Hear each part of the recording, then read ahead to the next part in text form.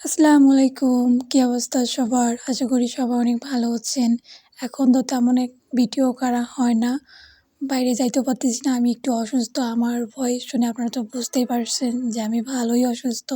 সবাই আমার জন্য দোয়া করবেন। আমি যাতে তাড়াতাড়ি সুস্থ হই, লং ভিডিও করতে পারি, আপলোড করতে পারি। আর আপনাদের যাদের মন খারাপ থাকে তারা আমার ভিডিও দেখবেন, খাবারের ভিডিওগুলো, তাহলে আপনাদের মন ভালো হয়ে যাবে।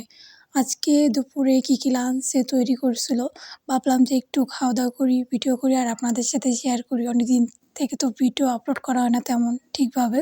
ফার্স্টে এখানে আমি সরিষা শাক ভাজি নিয়েছি। আমি তেমন একটা শাক খাই না, বাট হুটহাট করে যখন খাই তখন একটু ভালোই লাগে, খাইতে মন চায়।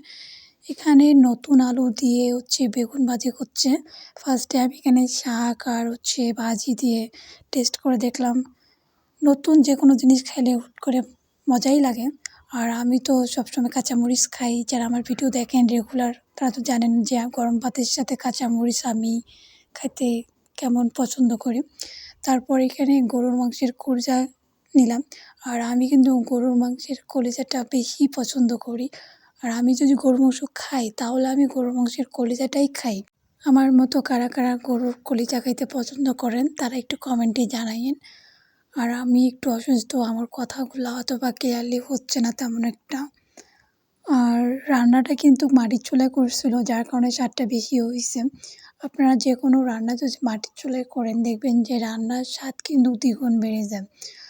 আমাদের বাসায় কিন্তু যে কোনো রান্না বেশিরভাগ মাটির চুলায় রান্না করার চেষ্টা করে।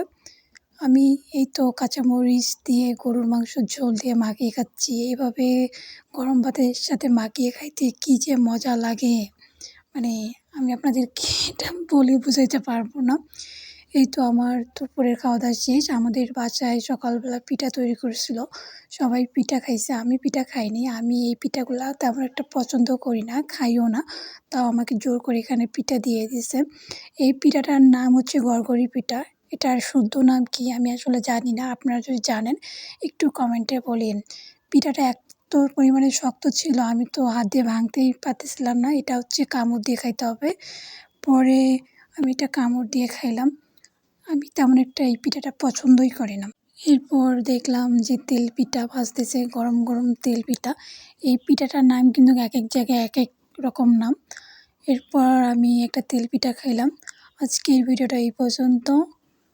এই ছিল আজকে দুপুরের খাওয়া-দাওয়া। সবাই ভালো থাকবেন, সুস্থ থাকবেন। আল্লাহ হাফেজ।